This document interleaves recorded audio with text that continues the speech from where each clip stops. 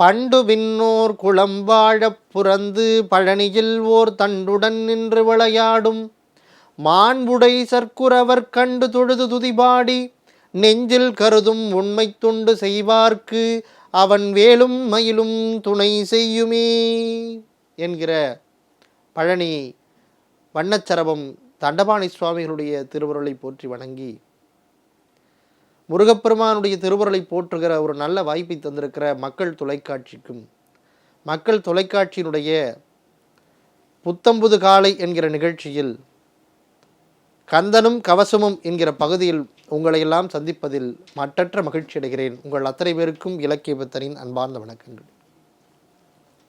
முருகப்பெருமானுடைய திருவுருளை போற்றி வணங்குகிற நம்முடைய அருணகிரிநாத பெருமகனார் மகமாயை களைந்திட வல்லபிரான் என்று குறிப்பிட்டு ஒரு பாடலை எழுதியிருக்கிறார்.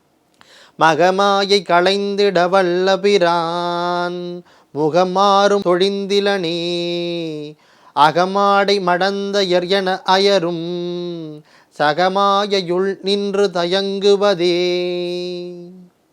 மகமாயை களைந்திட வல்லபிரான் முருகப்பெருமான் என்னன்னா ஆணவம் கண்மம் மாயை என்கிற மும்மலங்களை அழிக்கக்கூடிய பெருமகனார்.